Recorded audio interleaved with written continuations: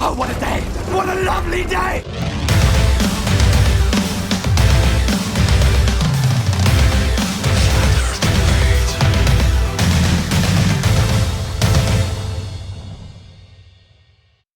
Welcome to Flat Earth Debate. I'm your host, Nathan Oakley, and if you are new to this channel, or you've not done so already, be sure to subscribe and hit the bell notification icon to keep up to date with the Flat Earth Debate. If you'd like to support this channel, there is a super chat that runs alongside each of these shows, well, while they're live, but there's also a PayPal link in the info box below the video. Most importantly though, if you'd like to join the discussion, simply mute the page you are currently watching, then click the link in the info box below this video to join the panel and express your views on the shape of the Earth. If you do join, please don't swear. If you do, you'll be ejected, and if you are, please don't try to rejoin the stream using sock accounts. You'll be warmly welcomed back on the next stream. Please also share the show. Sharing the show obviously increases the live audience, but this in turn increases the chances of a more diverse panel. So please share the show. And one last time, if you're new to the channel or you've not done so already, be sure to subscribe and hit the bell notification icon to keep up to date with the Flat Earth Debate. Now, we are joined by P. Mars, the Plain Truth, Physics Warrior, Sleeping Warrior, Mark Doxey, Make 4, Jimbo, Eric, and Earth Flattener. Good to have you all. Good day. Greetings, Earthlings. Travis, will you ask those questions again for the sake of the public audience? Because I didn't know. Right, I didn't know that we were offline. Yeah. So my question to Anthony was whether or not, when he's addressing this gravity and downward force issue, if he's addressing the shape of the Earth in his argument. And his answer, if he's not there, his answer was no. So then my analysis of your post for a non sequitur, that is, your issue is his argument for gravity has nothing to do with the shape of the Earth, and you're saying that's a non sequitur. But my point is that your point in posting is actually a straw man, because that's not the point he's addressing. So yes, it is a straw man, and I'm just being satirical. That's all. Yeah, but the what's problem. happened? Hold on, just real quick. No, just hold on, Jimbo. I'm sorry. Hold on. The only problem with that, Mark, is kind of like when another panelist who has been on as a regular said that was a joke, but nobody knew it was a joke. The problem is, I didn't know you were being satirical. Well, I don't really care. Let me reply to that before somebody else starts talking. This has gone on for 3 months, and it's nothing to do with the flat. Hang on. There's definitely personalities that go on in this hangout. This has nothing to do with the flat Earth. I would love this to end and get on with the real meat and potatoes of the shape of the Earth. It is about personalities. I know it is. But I was just being satirical. It's all part of the debate. It's brought it up, and I'd love to see an end to this now. Well, it's not likely to end now or for a long, long time. What I'd like to get to is neutral buoyancy, zero force. Now, forget zero force, zero of anything. What is zero? Why is it being so mistreated? You talk about neutral buoyancy, and then you're all over the map. Now, zero as a function. 0 chickens can lay 0 eggs. 0 apple pies, by consequence, can feed 0 people dessert after a meal.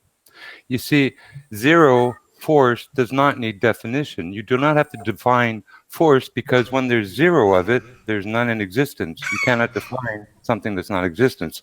Just as 0 chickens, you can't define a non-existent chicken.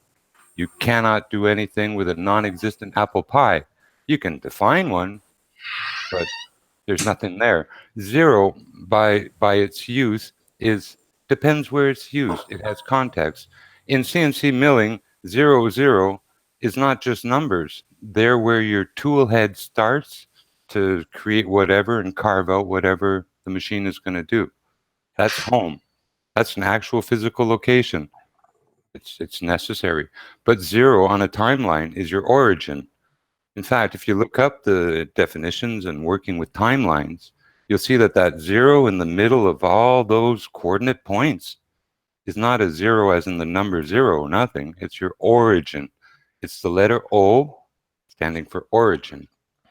So when we're back to neutral buoyancy and we say zero force, and someone asks, well, define force.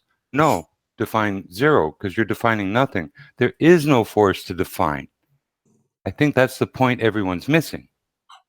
That zero, it means there is no force. You don't have to ask someone to define it thereafter. It's non-existent. Precisely. I've So kind can of we missed move a on lot to- of the last of what was just being said because I had to go in and out of mute for work stuff. But I was just saying that defining, someone says, okay, with neutral buoyancy, the force is zero. No one disagrees with that. But what is zero? actually, Rumpus disagreed with that yesterday. The idea, There was a exactly. Exactly. And I told him about zero chickens. I can sell him zero chickens. He can give me cash money and I can give him no chickens. And I'll be happy to take his money because I don't even have to deliver. I can deliver him air.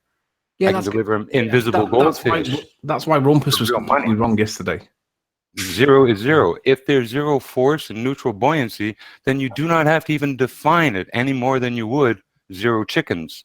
Yeah. Or zero trowels, or zero cats, or zero dogs.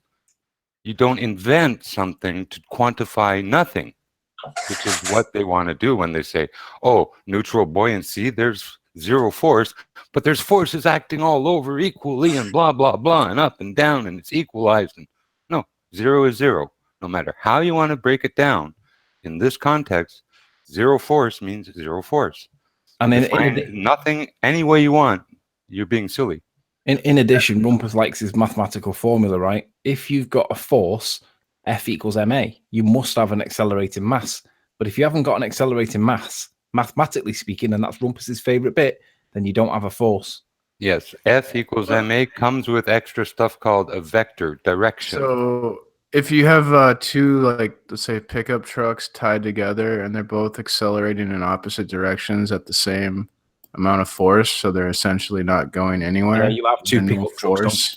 So there's no force being acted upon the. Yeah, but you've got two situation. pickup trucks, haven't you? It's neutralized. It's Well, canceled. that's essentially what's going on with neutral buoyancy. Yeah, but you haven't got two pickup trucks in the form of gravity and something else, have you? You need to have the interaction. They have sea monkeys in there that they're not showing us, like little Three-toed gnomes. toe sea monkeys. Yeah, you have the force of gravity pulling it down, and then the buoyant force pushing it up at the equal you don't. rate. Just like But we're not trucks. defining up and down. We're saying force equals zero in neutral buoyancy. Let's quit moving the goalposts. Zero that was the means point, there's yeah. no force. You don't have to define it. Makes Have your we job not gone easy. through the fact that a force is simply a transference of energy? I thought we've gone through this a million times. Well, mathematically, force is an accelerating mass. So if you haven't got a mass that's accelerating, you haven't got a force.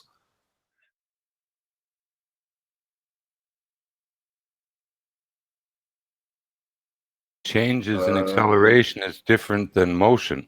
We call it accelerating around a circle.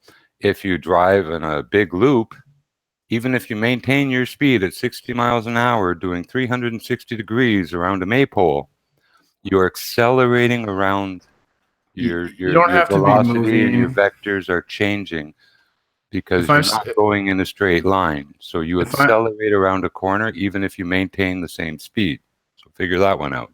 If I'm standing on a scale, the force of gravity is causing weight, even though I'm not in motion. There's still a force acting upon me. Okay, please try to use the word mass and try not to use the word weight as much as possible. Weight changes or varies. It's a variable. Mass remains constant. You can't take a gram of gold, stuff more atoms in it, have it maintain the same volume, and increase the density.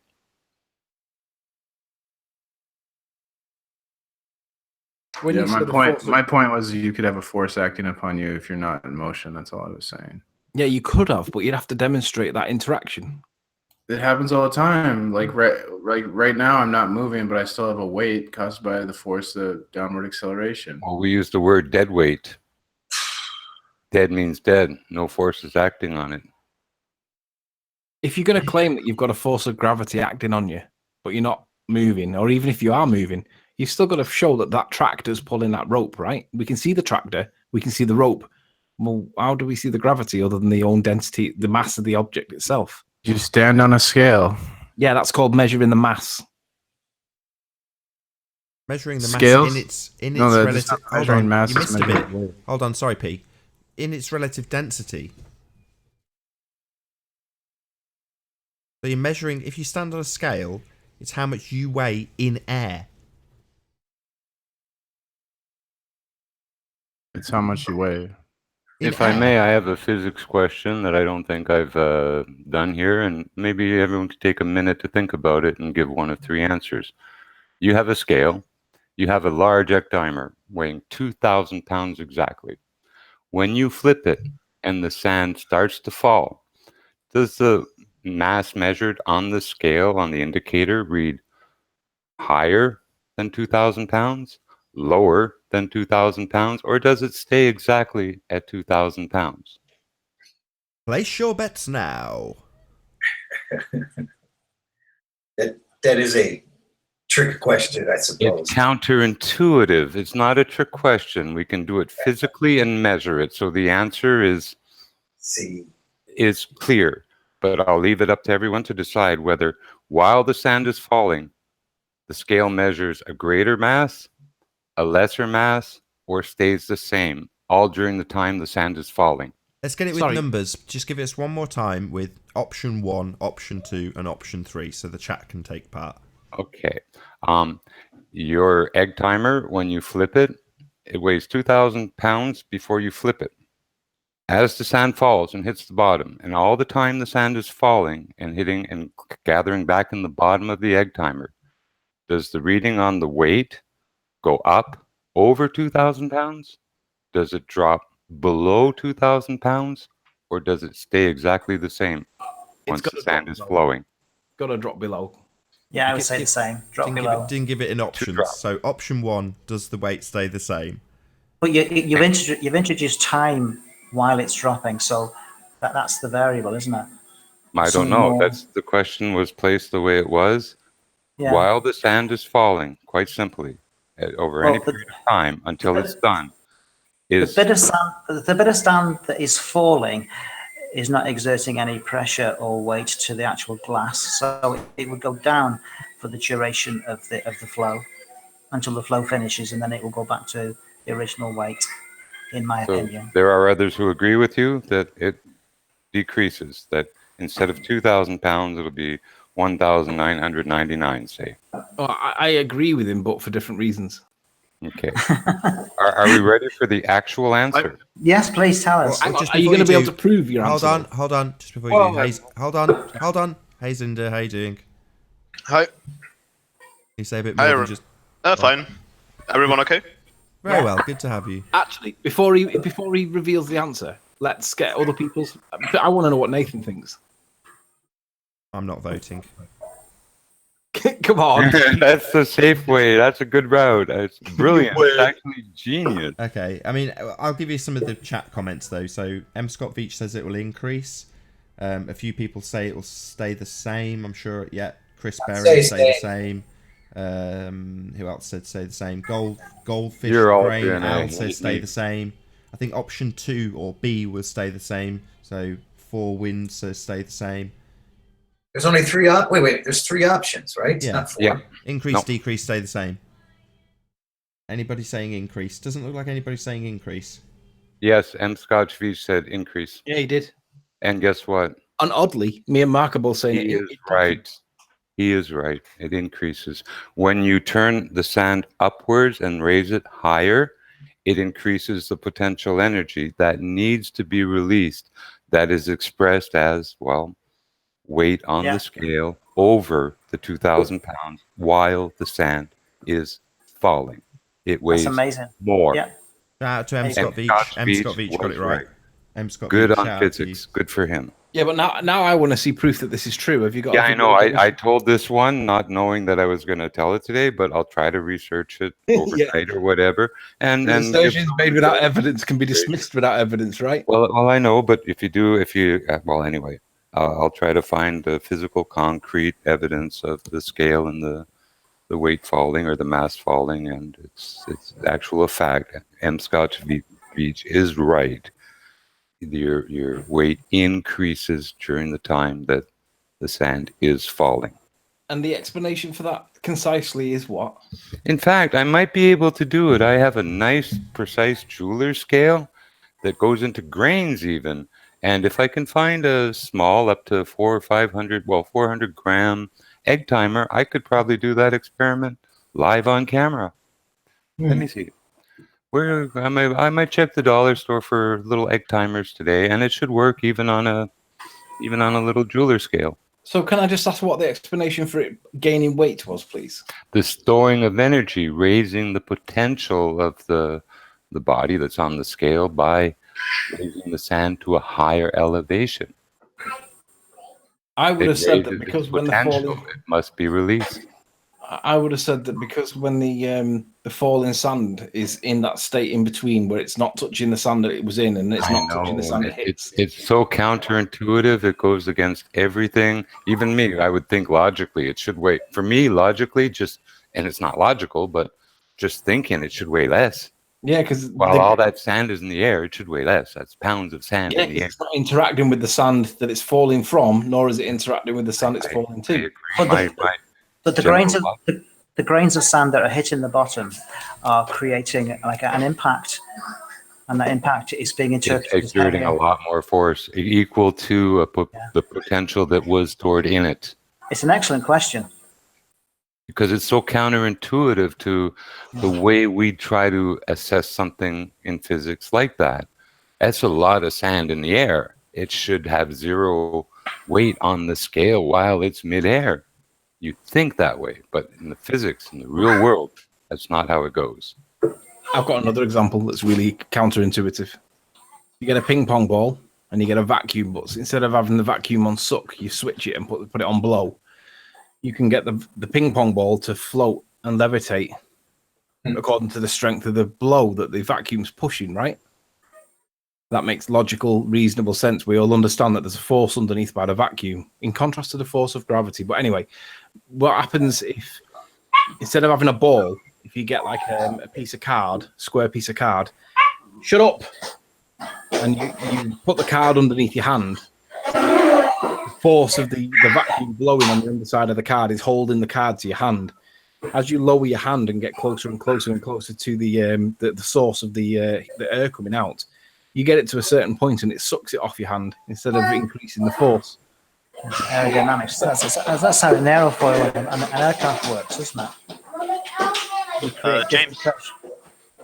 James, how precise is your scale that you talked about? Is he here?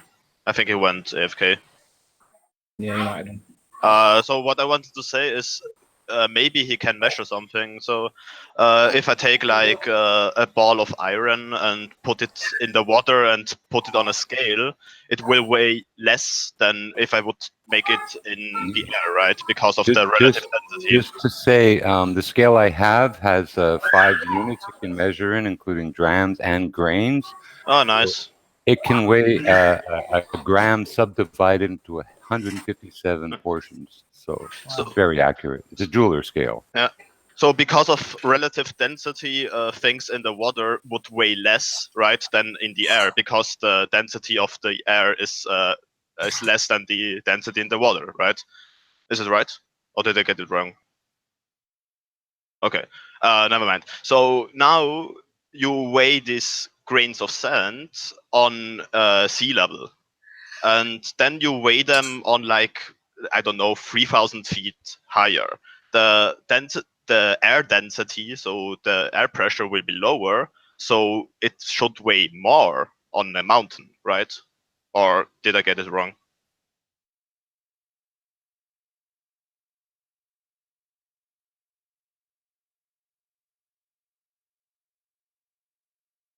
Are we still here? Yeah, still here. I can't hear anyone. So Nobody responded. So can you make this experiment, or not experiment? Sorry, I know people have a problem with this word. I call them tests, or just can we make this? Far from an experiment, but it is what it is.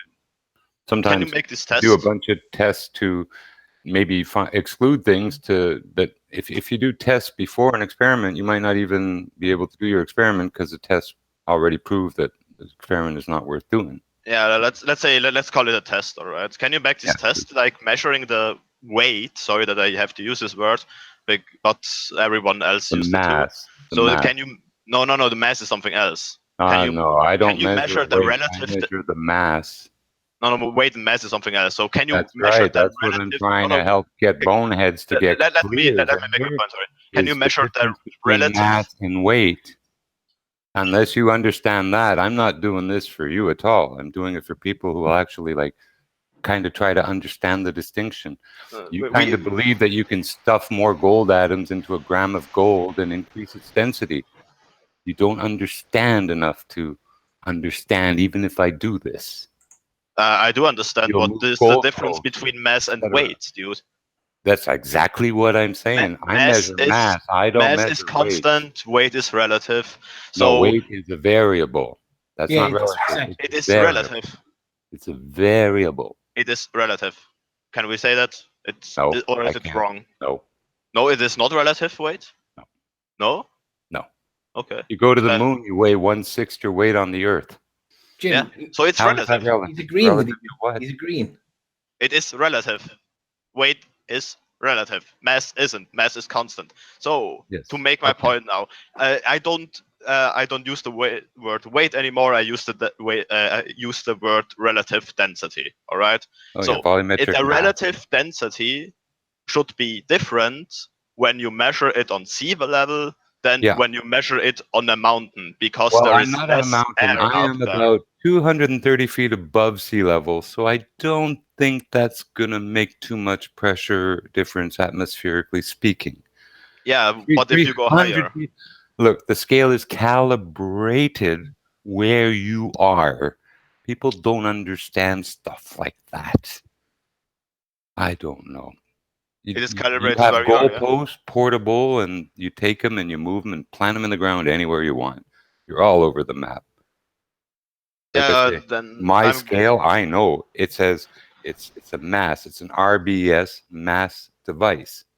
It weighs mass, not weight. How much does it cost, something like that? Because it looks like I have to do this by myself. Yeah. It's about $100 for a jeweler's scale. You can get them almost anywhere. Usually they'll have at least 5 scales. And most of them, the practical ones will weigh up to 500 grams.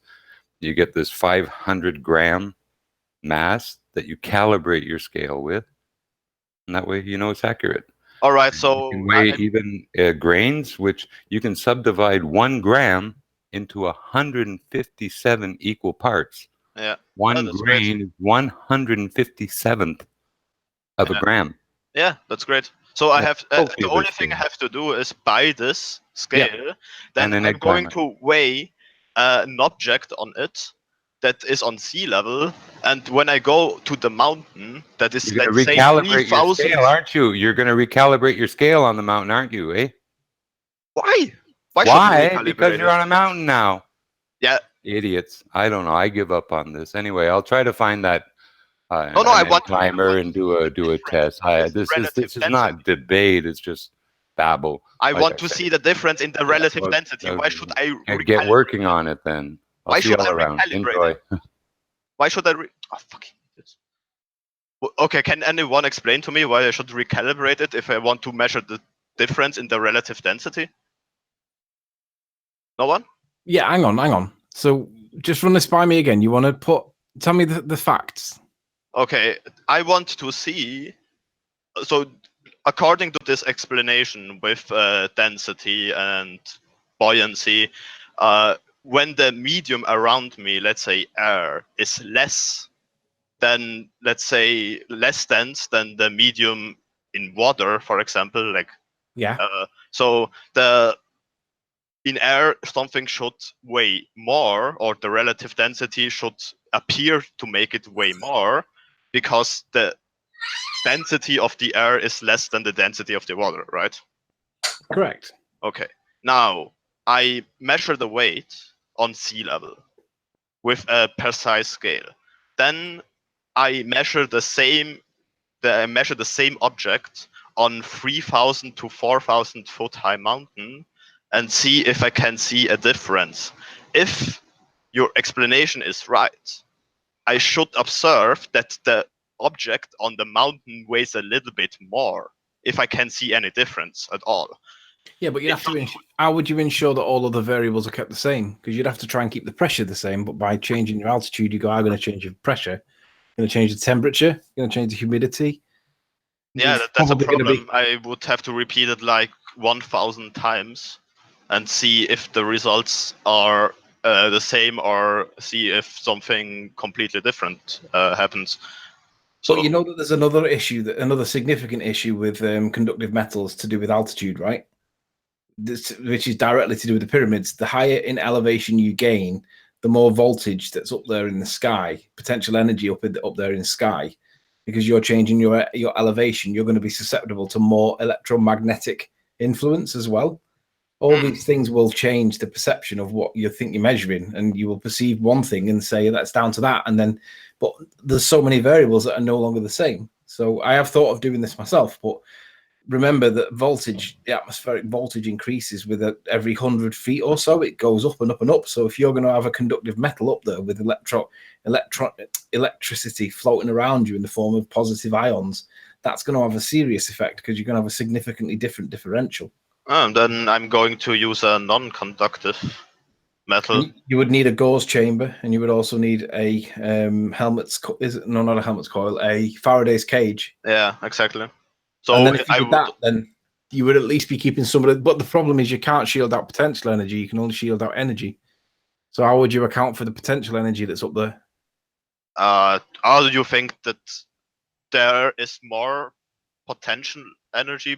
I mean, Well, I know that if I stand on a mountain and then let it go, the potential energy is only the energy that is from my hand to the ground to the top of the mountain, right? Yeah, but this is the problem with the gyroscopes thing that Chris Monk accepted, right? If you use a Faraday's cage and put the gyroscope in it, that only shields out the energy. It doesn't shield out the potential energy. So you've still got the potential energy up there, of which there is a lot more up there than there is down here, that's going to influence the result one way or the other. I don't know which way it'd go, but I know that it's a factor that would need to be trying to control, and you can't actually control potential energy.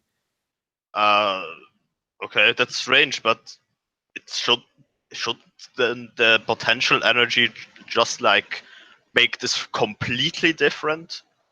Not a little bit different? Like, there is so much potential energy up there that it would make this object weigh completely different, shouldn't it? Or is it just a stupid assumption from me? I don't know is the honest answer. I just know that potential energy... Well, hold on, let me try then, Anthony. So you're talking about things, again, based on their medium, and the first thing you disclosed was about if you change the medium to water. So how much potential energy something has is, again, dependent on the medium that it's in. Yeah.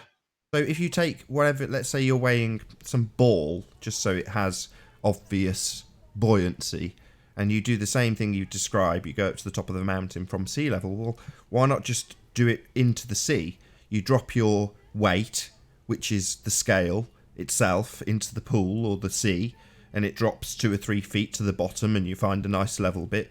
And because the weight of the scale itself drops to the bottom of the water, right, there we're all set, right, to weigh the ball in the medium. Well, you put it on the water and it doesn't even go down.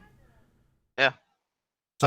So what does that mean? Does that mean it weighs nothing, or does that just mean in that medium it's completely buoyant? So you can't even weigh it in that medium. It's irrelevant. Your scale is suddenly useless in that medium because it's relevant to the medium. Yeah, that's why I wanted to test it in air that has a different density, because I wanted to do the same. Look if the relation to water to air would be the same to dense air and less dense air, because what I think is that when I go up in the mountain, things weigh a little bit less, but I'm not sure, and I want to disprove for myself. I want to disprove gravity by that.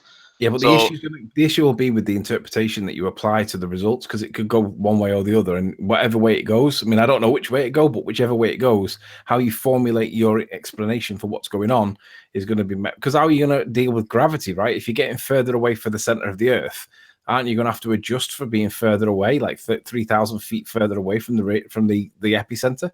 yeah, I don't know. I don't know how to do that, but I know that according to gravity at the same location, the object should weigh a little bit less, as you said. And this is really insignificant, but if the Earth is spinning, then when you are going a little bit more up, you are going to spin a little bit faster. That would make something weigh a little less Yeah, because you'd of the have more centrifugal. centrifugal force, right? Yeah, exactly. And I want to disprove that for myself, because I learned that. So, what do you think would happen? Do you think the weight at sea level would be more or less heavy when it goes up?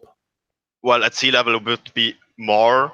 The weight would be more, and if you go up, it would be less. I think that this should happen if we live on a globe. Well, the problem, like I say, the problem you're going to have is the interpretation, because there are that many factors that influence what happens at different pressures, temperatures, and the electromagnetic effect as well. The Faraday's cage and the gauze filter and the other things that go into to do with the elevation, to do with voltages. They're all things that I don't think you're actually going to be able to quantify as well, as well as control. But in any event, these are all things that will influence the result, and you may get an adverse result that you can't even explain. You may go the opposite way, but what's the cause, and how would you know? Yeah, that's going to be really difficult, and I know I would have to talk to some people who understand this topic better than myself. I would have to talk to physicists who can tell me what exactly is going up there at the electromagnetic force, the other forces. If it makes you feel any better, I've also bought a set of jeweler's scales with the intention of doing this exact thing to see what happens, because I don't know what happens, and I don't really have any prediction for it other than maybe it should weigh less because the pressure's less, because the density is less, because the whatever. But it could also go the opposite way. Like it's not always intuitive that it's going to do one thing over the other. It could actually weigh more because as the temperature decreases and the metal increases its volume, because it's like everything gets bigger when it gets colder metal wise, or when it gets hotter. I mean, which way around? No, it shrinks, doesn't it? So its density should increase, but who knows? There's many different things that may happen, but I've bought a set of jeweler's scales to do the exact same thing because I want to see what happens. Yeah, this is going to be a really, really hard, I don't call it experiment, but a test. So it's going to be a really hard test to do, because I would have to repeat it like so often, like 1,000 times, to be sure if it's even going to work. And if I look at the result and they are all over the place, like completely different, I can say, all right, this test is completely bullshit. But if the results are going to be constant, I can more assume a little bit more if gravity doesn't exist or if it exists. Because thanks to Dank for the super chat. Big shout out to you. Thank you very much indeed. So the way for me to approve my religious belief in the globe would be to make the assumption that it isn't real, and I want to disprove it. I want to try to disprove it, and if I can't disprove it, I can assume that I'm living on a globe. This is my way of thinking about this topic. Well, hang on. Why would you assume that you're living on a globe? That wouldn't really give you the right to assume either, right? It all depends on how. Do you agree that it all depends on how you interpret the results, whatever the results are? Yeah, that's why I don't want to be the only one who looks at this. I want an equal number of globe earthers, and I want an equal number of flat earthers to look at these results, and then I would want to talk about this and see if we can get to a conclusion or not. Because I don't want, of course, I'm biased all the time about everything, and everyone here is too. So I'll do it with you. I'll do the same experiment or the same test to see what happens if I get the same weight and then measure it. But the question is, do you tear the scales when you get up the top, or do you not tear the scales? turn again, please? I didn't understand. Tare. Do you recalibrate, reset? I don't want to recalibrate those because I want to measure it with the same calibration as at both points. You know? But the problem you've then got is that the plate that sits on the scale that you put your thing on is then in a different density medium than what it was before. So the thing that you're going to put your weight on is not the same as what it was when it was at ground level. Yeah, the problem is if I would recalibrate the scale, then I would always get the exact same measure. I would always get the exact same weight, wouldn't I? No, because not if the gravitational constant, not if gravity is varying from the going away from the Earth. Yeah, that's a good point. Let me look further into that, but I can't answer you about this anymore. If you tear it one way, then it causes problems. If you don't tear it the other way, then it causes other problems. So either way, you're fucked. Yeah. Let me look further into that, please, before I go into claim something. Not tear it, and then weigh it, and then tear it, and then weigh it again, and see is there a discrepancy between the two before you do it and then after you do it. Yeah, I don't know about that. I didn't think that much about that, and I can't give you a solid answer about this. Sorry. And I don't know what the right thing to do is, because me and Nathan have talked about it, and me and Nathan don't agree on most things. And this is one of the things. It's like, well, which one should you do? Don't know the answer. Yeah. Can we pull a end line to this right now, or do you want to talk further about that? Because I would like to address another topic. That Nathan uploaded this 20-minute video about the wind turbines, and I have a question about this. If you want to talk about this, or we can go on with this Hey there, topic. Nathan. Yeah, you go ahead. Don't stand on ceremony. All right. So can you show me this picture again with the wind turbines, please? It would be great, because I don't really have this in mind anymore. It was Rumpus, but I can see if I can find a picture of turbines.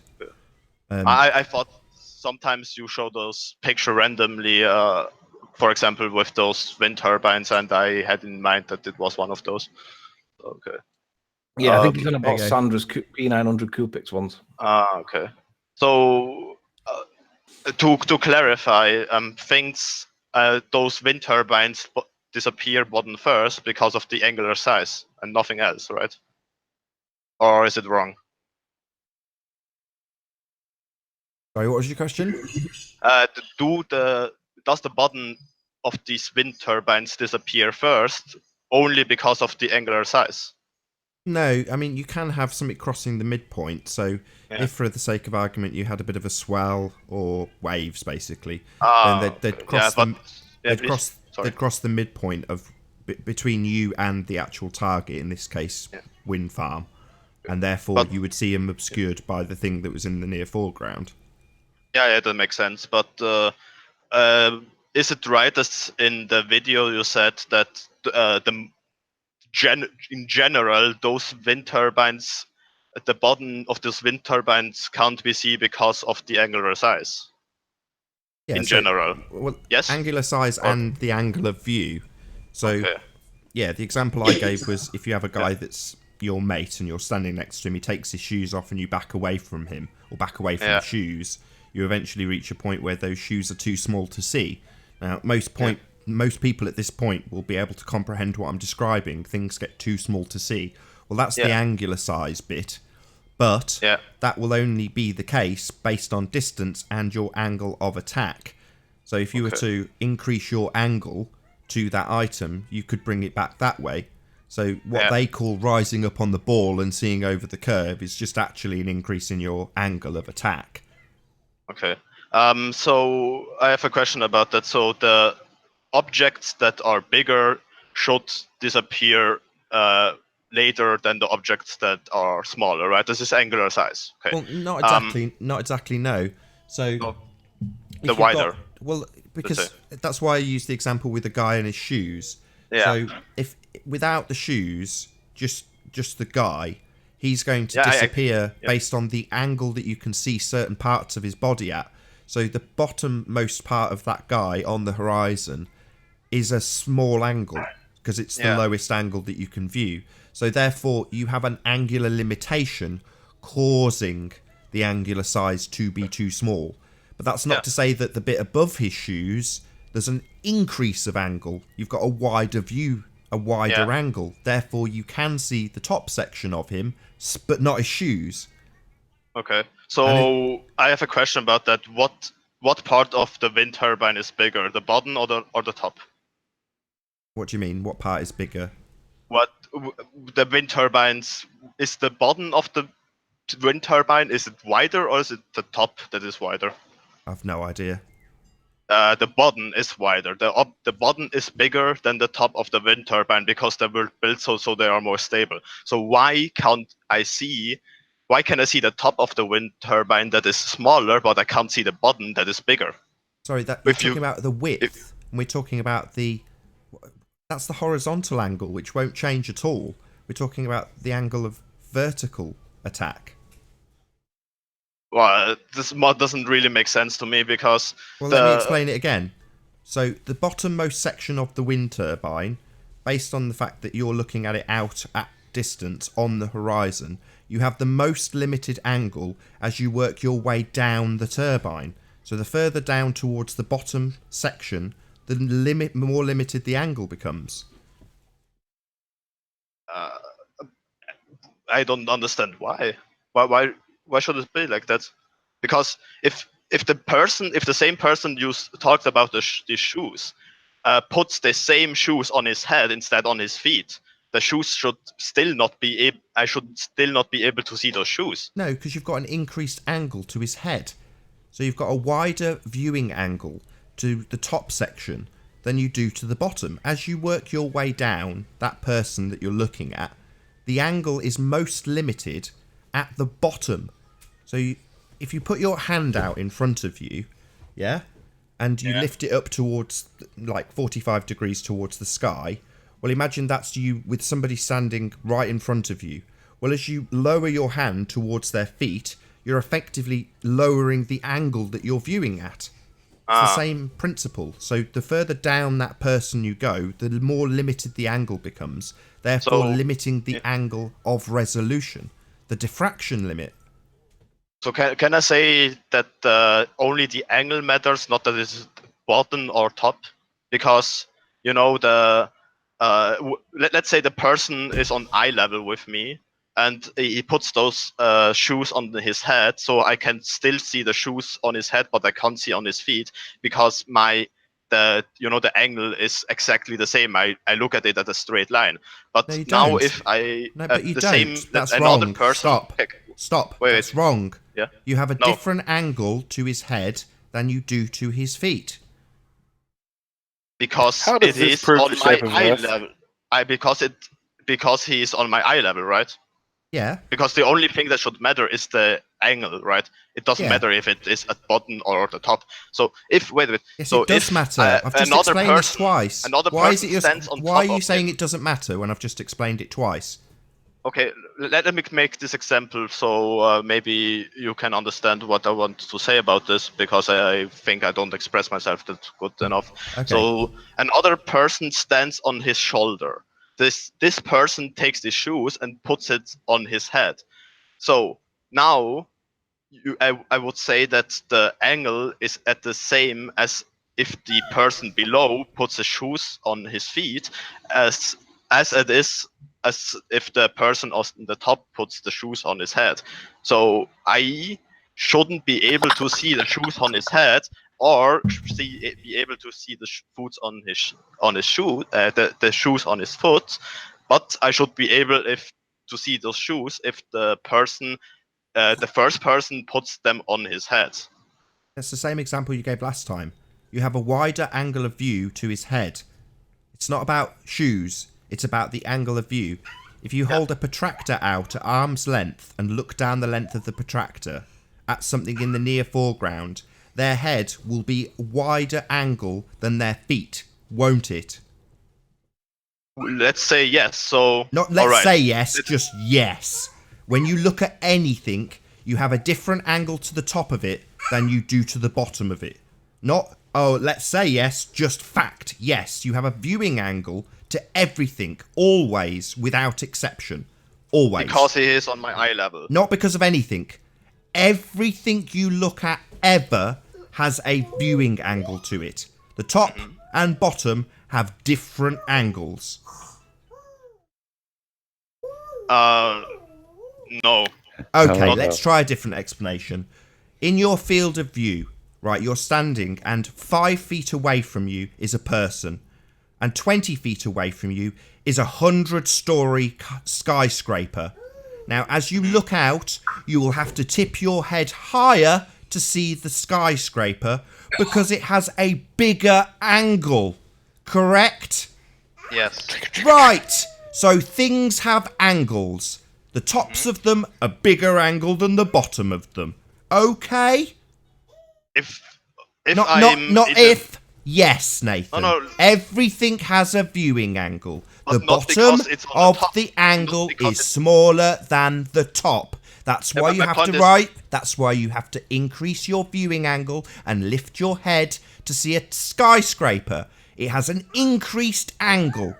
So that applies even at distance. Things have a viewing angle. And at extreme distances, the viewing angle can become so small that you can't see things. At the bottom of that angle, where people wear shoes, people don't tend to wear shoes on their hat, and if they did, they would have an increased viewing angle because it's higher vertically.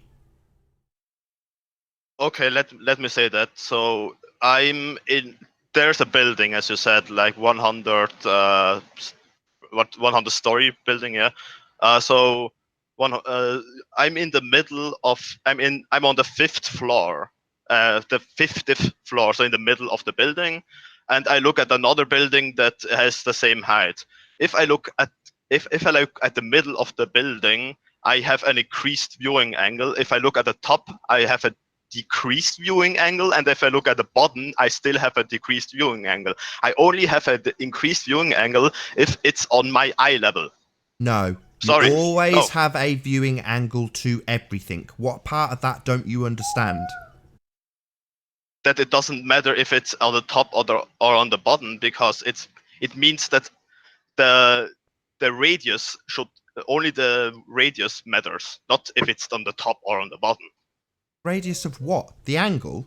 Of my angle, of the angle I can view. Okay, so you're looking at a building. It's the same size building as yours, and you have an angle to the top and bottom of it. If you get further away, i.e. the building gets pushed back another mile, does that increase or decrease the angle? If I get further away, it decreases my. Right.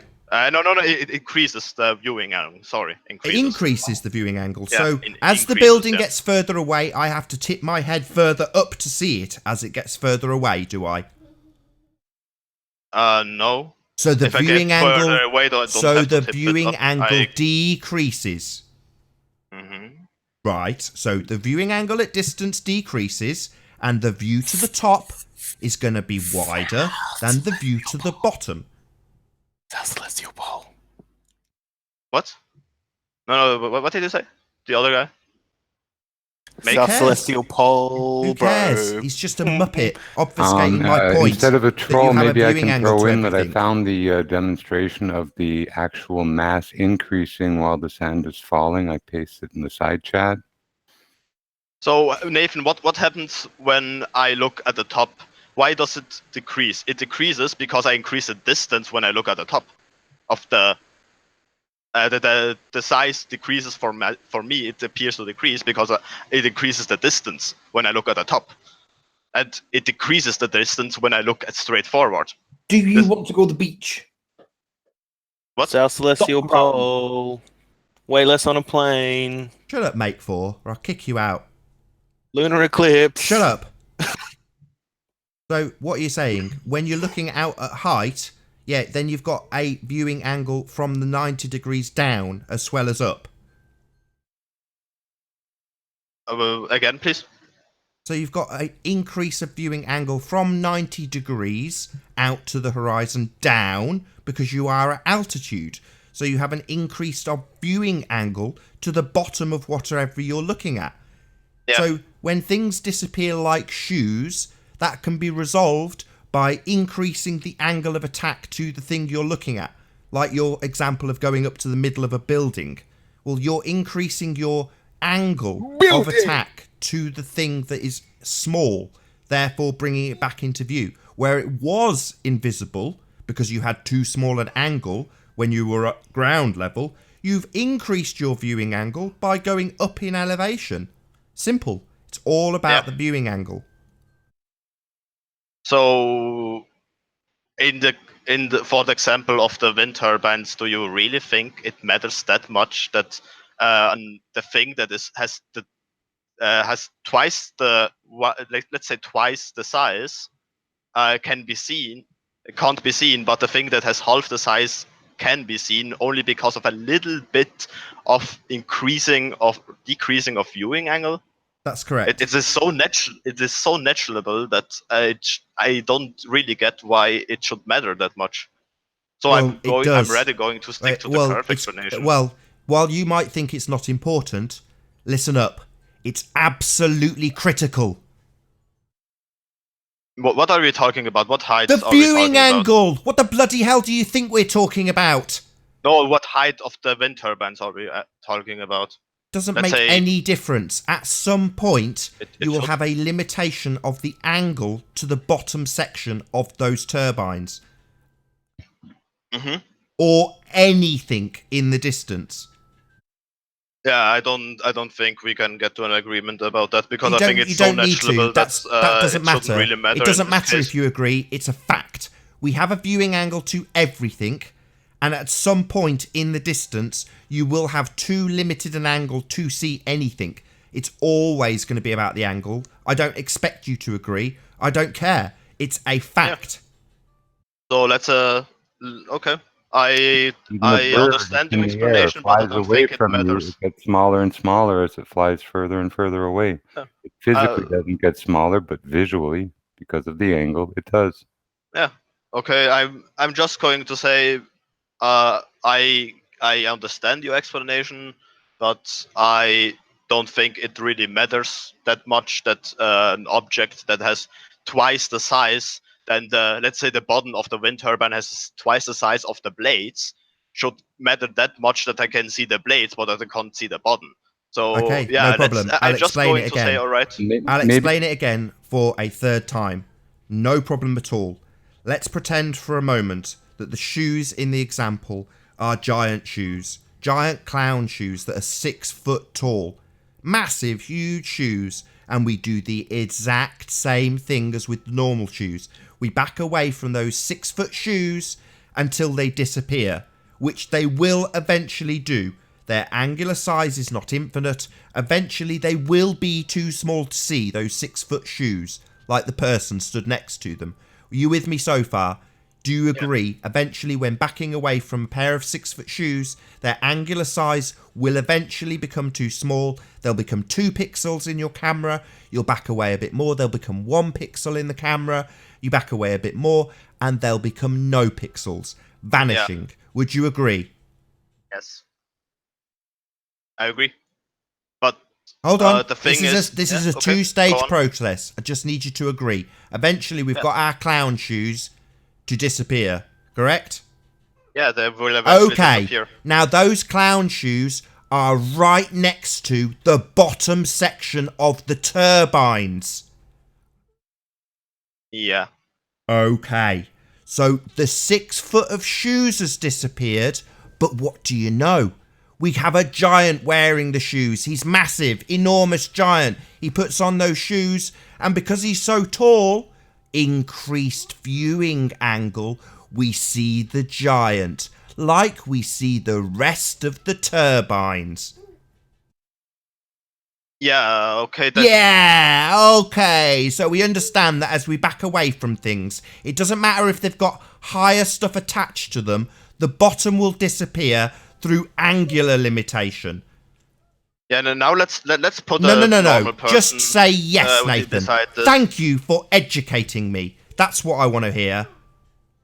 No, I won't say that. Oh, do you need the example with the clown shoes again, clown? Let me explain. No, concede that you've been schooled. Stop interrupting me. No, Nathan. I want a concession. Too, right? You've agreed up until this point. Get the clown shoes to disappear by backing away from the clown shoes. 2 pixels, 1 pixels, clown shoes disappear. The 6-foot clown shoes have vanished into the distance through angular size limitation. Now, what do you know? I happen to put those clown shoes right next to the turbines. So the bottom has done the same exact thing through an angular limitation. But the top's still visible. We've still lost the bottom. So I've schooled you again. Now say thank you, Nathan. The shoes will disappear after the legs because the shoes will be wider. Then What legs? The shoes will disappear, and then the body will disappear. And I don't Yeah, see this. you get further and further away, and eventually the whole bloody turbine disappears. But in the interim, we've just lost the height of the clown shoes, clown. Nathan, I don't see this with the wind turbines. The wind turbines. Yeah, we do. We see the bottom 6 foot of them missing. That's the equivalent. The bottom section's gone, but we've got an increase for angle to the top section. What aren't you getting? That it doesn't really affect the disappearance of the different parts so much that I'll say it again, retard. It's absolutely critical. The angle that you see those clown shoes, those 6-foot clown shoes, dictates at what point they vanish. If you're low to the horizon, you will, at some stage, back away and see them disappear through an angular limitation. Now, those shoes are next to the turbines. Do you think because the turbines are bigger, we can suddenly see the bottom section of them? No. The angle to the bottom of the turbines is identical to the angle to the clown shoes, clown. So we lose the 6-foot clown shoes. We also lose the 6-foot section at the bottom of the turbines through an angular limitation.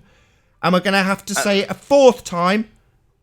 No, I think he bailed on you there, Nathan. And yet it is not what I can observe with other objects when I do the same thing. Yeah, you can. It. When have you No, done I it? can't. I can't observe it at the same scale you are talking about, Nathan. You can do it at any scale. It's down to the angle. How many bloody times? You can do this on a 12-foot table. Just limit the angle to almost nothing and you will see stuff disappear from bottom up. I've done it. Have you done it? Yes. And did you manage to reduce the angle to almost nothing? I did the same thing, and I observed that the angle of the wider object, no matter if it's at the bottom or not, doesn't disappear at first if it has twice the size of the top. I have observed this, but it is not on the What are same you talking scale about? Twice as the size? Do you mean the turbine. width? It is so What's this twice the size? that it almost doesn't What's this matter, twice Nathan. the size? What twice the size? The width of the bottom, you mean? Yeah, the width of the bottom compared to the Who width cares? of the top. It's down to the vertical angle of attack, not horizontal. That won't make a smegging bit of difference. Alright, we don't agree on that. I don't care. I am I'm done schooling talking. you. I don't need your agreement. This is fact. We've got you to agree at the point where things disappear. Do I have to take it slowly? Even more slowly. As you back away from a fly, it gets too small to see. As you back away from a normal pair of shoes, they get too small to see. As you back Let's away take from an a example. pair of clown shoes, eventually they get too small to see. The same applies to the bottom section of the turbines. It's simple. Everything. Let's take the fly. You brought up the example with the fly, so let's take this. I back away, and then first the legs disappear, then the wings disappear, and at the end the body On a disappears. fly, oh my god. So I think that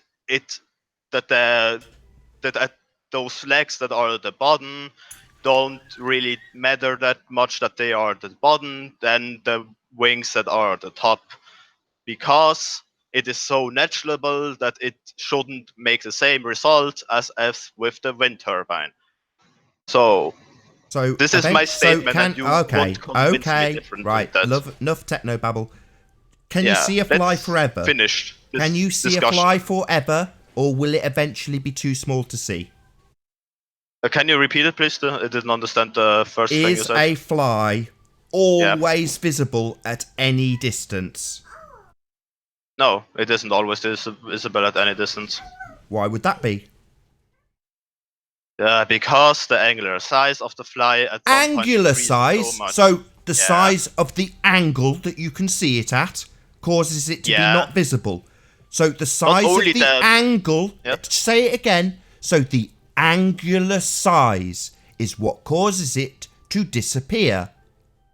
Yes, it is the angular size, then but we'll not move only, on. Let me finish. Not We'll only move the on then, no problem. I'm not only the schooling you, horizontal, you're not but- schooling me. You need to shut up, we're taking it slowly because you don't get it. No, let me finish. No, you're not talking. I am. You don't get it, want and to you have answer, told me you don't agree. Now, you don't need to agree.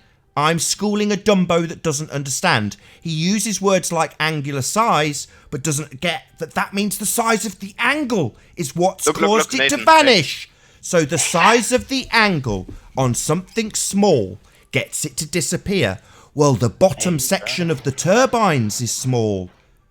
The Nathan, top the angular sections. size is a Oh, combination you're going to of interrupt my crescendo, Dumbo, when you should be listening. No problem. Let's shut you up so the audience can hear it while Thicko talks over me.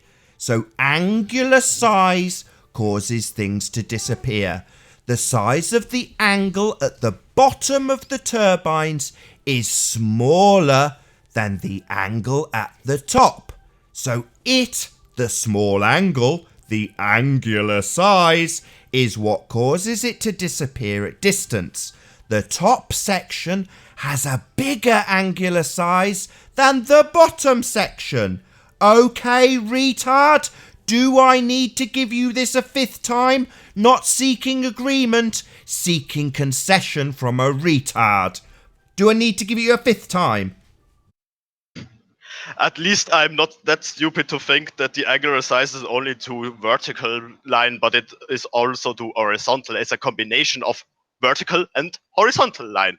You are talking like it is only the vertical line, and how can you be that fucking retarded, Nathan? I never talked to such a stupid I'm person talking as about you. the angle of attack. So at distance, I'm not talking about moving left and right. It's completely worthless talking sorry, to you, Nathan. so you're not going to let me... worthless? You mean you've been obliterated and are thick and can't take in this information, and you want to obfuscate it? If you want to see a destruction of this guy's point that it's relevant on the horizontal, feel free to reference Ranty's videos where he changes the angle of attack and causes things to become more compressed and then disappear based on height. Vertical angle of attack, not horizontal, as Muppet Boy, who needed an explanation 4 times and then bailed. Any last points, or I'll round out? Okay, can I, after the fact on the falling sand, increasing the weight on a scale during, or mass represented during the falling, I pasted a link in the side, and it is to a well-calibrated scale and demonstrates the increasing weight during the time the sand is falling. So that'll save people a lot of work. Nathan, before you do round out, would you mind addressing a comment in chat? If I have to, my kid. I've just about got my kid calm enough, but go on.